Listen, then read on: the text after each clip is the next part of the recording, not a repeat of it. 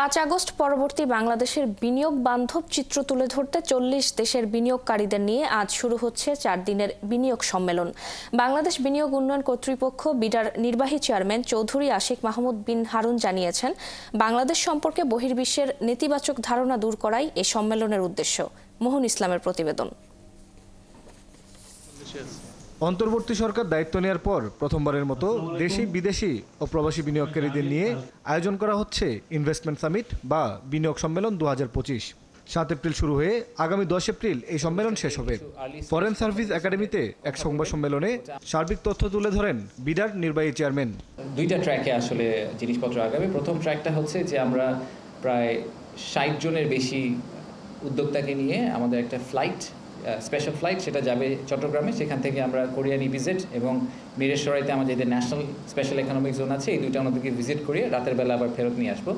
এনারা হচ্ছেন সেই সব উদ্যোক্তা যারা মনে করছেন যে ওনাদের একটা ফ্যাক্টরি সেট আপ করতে হবে, ওনাদের আসলে জায়গা জমি লাগবে, ওনাদেরকে দেখতে হবে যে কী ধরনের সাপোর্ট সিস্টেম আমরা তৈরি করতে পারি। তিনি বলেন, আগে বহির্বিশ্বে বাংলাদেশ নিয়ে নেতিবাচক ধারণা ছিল, যা 5 আগস্টের পর থেকে পরিবর্তন হতে শুরু করেছে। দেশে এখন পরিবেশ বান্ধব বিনিয়োগ পরিস্থিতি তৈরি হয়েছে। ওভারঅল প্যাকেজ হিসেবে আমরা যে জায়গাটা থাকার কথা সেই জায়গাটা পারসেপশন ওয়াইজ আমরা সেই জায়গায় গ্লোবালি নেই। যেহেতু নেই, একমাত্র উপায় হচ্ছে আমাদের কাছে এই জিনিসটাকে ওভারটার্ন করা। সেটা হচ্ছে আমরা যদি ইনভেস্টরদেরকে ফিজিক্যালি নিয়ে আসতে পারি বাংলাদেশে, তাহলে তারা প্রথমবার যখন বাংলাদেশকে এক্সপিরিয়েন্স করে, বাংলাদেশের মানুষের সাথে ইন্টারাক্ট করে, তখন তাদের কাছে মনে হয় যে না, এই দেশে আসলে ইনভেস্ট করা যাবে।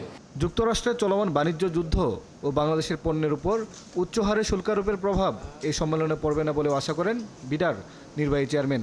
বলেন, বিনিয়োগ খাতে বেশ কিছু সংস্কারও করা যাবে। বাংলাদেশের বিনিয়োগের যে অবস্থা, সেই অবস্থার ব্যাপারে ইউএসটিআর এর একটা রিপোর্ট আছে। সেই রিপোর্টের উপর বেস করে ওনারা অনেকগুলো ডিসিশন ড্রাইভ করেছেন বলে বলছেন। তো সেই রিপোর্টে আমাদের জন্য কিছু বেসিক রিফর্মের কথা বলা হচ্ছে, যে আমাদের রেগুলেটরি কিছু রিফর্ম দরকার, কাস্টম ডিউটির ক্ষেত্রে কিছু রিফর্ম দরকার, করাপশন, এরকম আপনার আইপি রাইটস, এরকম বেশ কয়েকটা টপিকের কথা বলা আছে। এই রিফর্মগুলো কিন্তু আমরাও করতে চাচ্ছিলাম। বিএনপি, এনসিপি ও জামাতের প্রতিনিধিরা এই সম্মেলনে উপস্থিত থাকবেন। সম্মেলনটি পরিচালিত হবে ইলন মাস্কের প্রতিষ্ঠান স্টারলিংকের ইন্টারনেট দিয়ে। পাশাপাশি বাণিজ্যিকভাবে স্টারলিংক চালুর প্রক্রিয়াও শুরু করবে সরকার। মোহন ইসলাম, 71, ঢাকা।